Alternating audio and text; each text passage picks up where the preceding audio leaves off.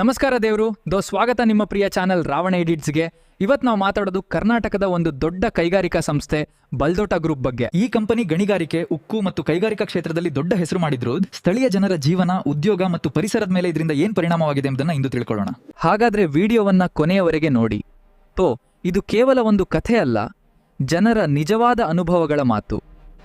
1961ರಲ್ಲಿ ಸ್ಥಾಪನೆಯಾದ ಬಾಲ್ಡೋಟ group ಗಣಿಗಾರಿಕೆ, ಪೆಲೆಟೈಸೇಷನ್, ಹಸಿರು ಶಕ್ತಿ, ಅನಿಲಗಳು, ಶಿಪ್ಪಿಂಗ್, ವಾಯುಯಾನ, ಪರಿಸರ ಕಾಳಜಿ ಮತ್ತು ಮಾನಸಿಕ ಸ್ವಾಸ್ಥ್ಯದಲ್ಲಿ ವೈವಿಧ್ಯಮಯ ಹೆಜ್ಜೆ ಗುರುತನ್ನು ಹೊಂದಿರುವ ಪ್ರಮುಖ ವ್ಯಾಪಾರ.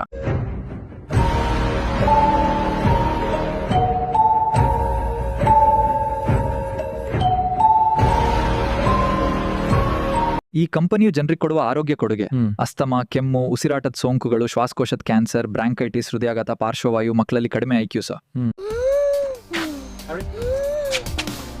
ಇದನ್ನೆಲ್ಲ ಕಣ್ಣಾರೆ ಕಂಡು ಕೊಪ್ಪಳದ ಗವಿಸಿದ್ದೇಶ್ವರ ಶ್ರೀಗಳು ಕಣ್ಣೀರಿಡ್ತಾರೆ. ಅದಷ್ಟೇ ಅಲ್ಲ, MLA ಆದಂತ ಶರಣಗೌಡ ಕಂದಕೂರ ಸದನದಲ್ಲಿ ಹೀಗೆ ಹೇಳ್ತಾರೆ. ಇವತ್ತು ನಮ್ಮ ಕೊಪ್ಪಳದಾಗಿರ್ತಕ್ಕಂಥ ಅಜ್ಜೋರೆ ಅನ್ಕೋತಂದ್ರೆ ಬೀದಿಗೆ ಬಂದು ಇದ್ರು, ಕಣ್ಣೀರಿಟ್ಟರು ಅಧ್ಯಕ್ಷರು. ಇವತ್ತು ಈ ರಾಜ್ಯ ಈ ನಾಡಿನಾಗ ಬಡವರಿಗಾಗಿ, ಮಕ್ಕಳಿಗಾಗಿ ಅನ್ಕೋದ್ರೆ ಜೋಳಿಗೆ ಇಟ್ಟಿರ್ತಕ್ಕಂಥವ್ರು ಸಿದ್ಧಗಂಗಾ ಮಠದವರಾದ್ರೆ ಆ ಭಾಗದ ಜನರಿಗೆ ಅನ್ಕೋದ್ರೆ ಮಕ್ಕಳಿಗೆ ಅನುಕೂಲ ಆಗಲಿ, ಆ ಭಾಗದ ಮಕ್ಕಳಿಗೆ ಮುಂದಿನ ಭವಿಷ್ಯಕ್ಕೆ ಕೆಮಿಕಲ್ ಫ್ಯಾಕ್ಟರಿಗಳಿಂದ ಅನಾನುಕೂಲ ಆಗ್ತದಂತ ತಿಳ್ಕೊಂಡು ಕೊಪ್ಪಳ ಅಜ್ಜಿಯವ್ರು ಕಣ್ಣೀರಿಟ್ಟರು ಅಧ್ಯಕ್ಷರು. ಇದು 2ನೇ ಸಲ ನಾನು ಹೇಳ್ತೇನೆ. ಇದೊಂದು ಕಂಪನಿ ಅಷ್ಟೇ ಅಲ್ಲ, ಕಲ್ಯಾಣ ಕರ್ನಾಟಕದಲ್ಲಿ ಹಲವಾರು ಮೈನಿಂಗ್ಸ್ ಕಂಪನಿ ಇದ್ವೆ ಲೈಕ್ ದಿಸ್.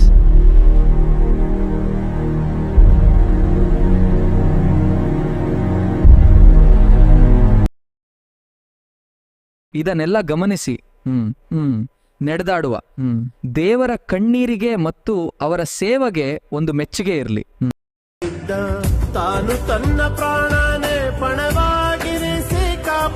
ಮಾನ್ಯ ಮುಖ್ಯಮಂತ್ರಿ ಸಿದ್ದರಾಮಯ್ಯನವರು ಇದೆಲ್ಲ ಗಮನಿಸಿ ಗವಿಶ್ರೀಗಳ ಕಣ್ಣೀರಿಗೆ ಬೆಲೆ ಕಟ್ಟಬೇಕೆಂದು ವಿನಂತಿಸಿಕೊಳ್ತೇನೆ. ಇದು ಕೇವಲ ಒಂದು ಕಂಪನಿಯ ಕಥೆ ಅಲ್ಲ, ಇದು ಜನರ ಬದುಕಿನ ಪ್ರಶ್ನೆ. ನೀವೇನು ಅನ್ನಿಸ್ತಿದೆ? ನಿಮ್ಮ ಅಭಿಪ್ರಾಯವನ್ನ ಕಾಮೆಂಟ್ನಲ್ಲಿ ತಿಳಿಸಿ. ಮತ್ತೆ ಭೇಟಿಯಾಗೋಣ. ಜೈ ಕರ್ನಾಟಕ.